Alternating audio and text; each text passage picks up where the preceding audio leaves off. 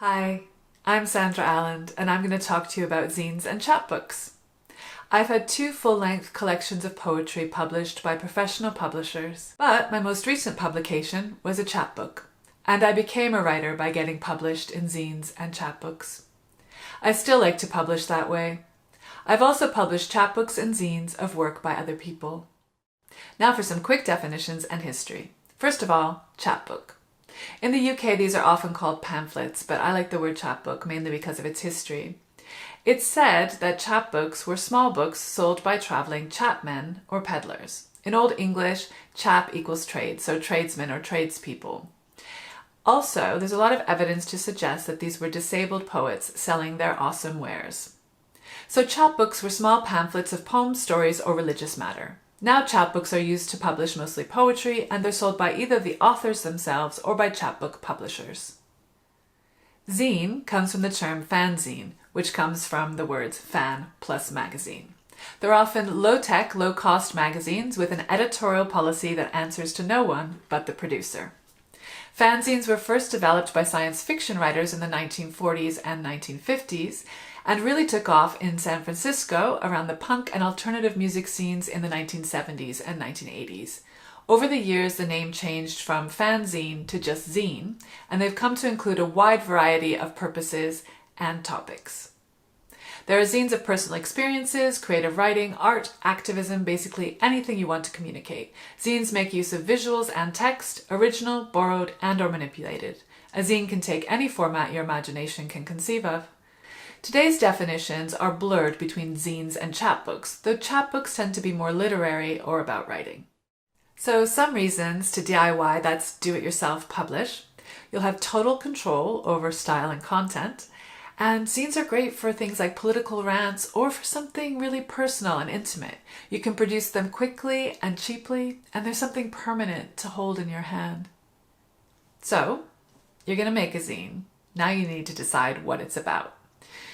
Do you want to make something about your community? Do you want to feature your own poetry? Do you want to make comics?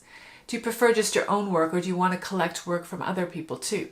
Some examples of topics you might choose: life during lockdown, travel, body image, fighting racism, your favorite band, obscure sports disasters, dance, your cat, really anything goes.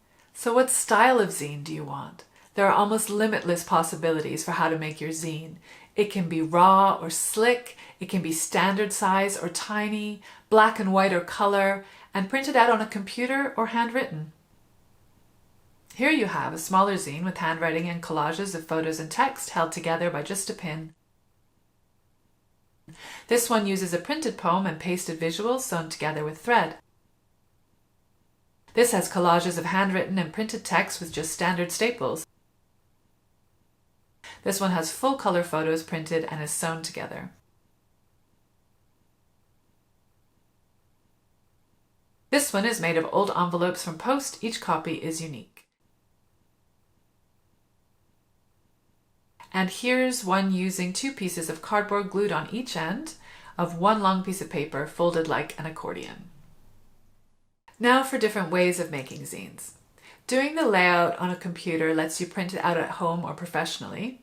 You can make the zine page by page with programs like Microsoft Publisher, Affinity Publisher, which is cheaper, Adobe InDesign, or Apple Pages. You insert text and images too, then the pages will print out in the correct order like magic. These programs can be expensive, so you might want to try a free online one, Electronic Zine Maker or Scribus. Zine making takes a lot more planning and can be really frustrating and is way harder in Word or LibreOffice, so I don't suggest doing it that way. The other option is you can make your zine in a more basic and old school way, which I personally love. Handwrite or type it on an old typewriter, or print out the text from Word, then cut it out with scissors and glue it onto a page. Glue on photos or collages if you want, then photocopy and scan. This way can feel a lot more personal and artistic. Next, we're going to talk about making a mock-up. A mock-up is just a plan of what you're going to do, but it's really important, especially if you're going to hand make the zine. So I'm just going to show you a very simple version using two A4 sheets of paper. When you fold them in half and put them together, you get 8 pages. And the first thing you need to do is number them.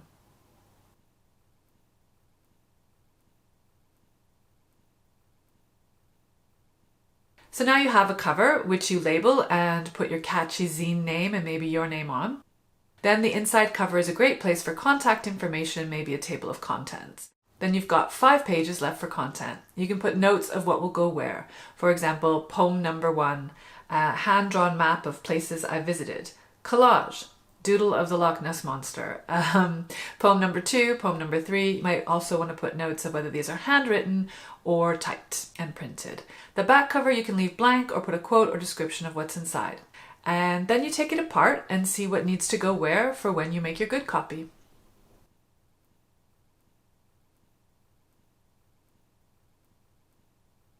When you make your final copy of the zine, you just follow your plan, but you write or paste the actual content where it belongs. One important tip is to leave room around the edges so things don't get cut off when copying it. Margins are really important.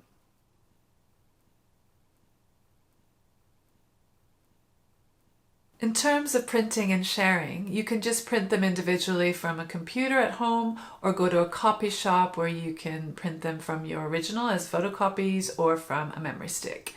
You can also scan or take pictures of the original with a phone to share online. If you prefer to do things totally online, you can also make e-zines. There are apps like Pixir, Flipsnack, Book Creator, and Canva. Materials and tools you'll need. So for your cover, you might want to just use normal paper or use thicker cardstock or acetate.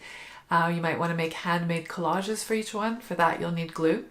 For the inside pages, you can just use regular printer paper or fancier paper, but be careful it's not too thick because that might be quite difficult when binding. So binding's when you put the book together. You put the pages together so they don't fall apart. In professional books, this is usually with glue. But for zines, you usually use staples or sewing. So for stapling, you can open up a regular stapler and put the book on top of something hard and be very careful. And you can kind of hit it with your fist to make the staples go through if it's not too many pages. That's going to be kind of hit and miss. A long arm stapler is best if you can get or borrow one because of normal staplers not reaching the middle of the chapbook. In terms of sewing a binding, you'll need an awl, which is usually a wooden circle that fits in your hand that has a sharp spike on the end to make holes in the card and paper so you can run a needle and thread through. But during coronavirus, I don't have an awl with me, so here I'm using a corkscrew, a wine opener. You can also use pipe cleaners or ribbon or other things to bind as well. So these have just been a few ideas. I so wish I could see your zines. Best of luck and thanks so much for watching.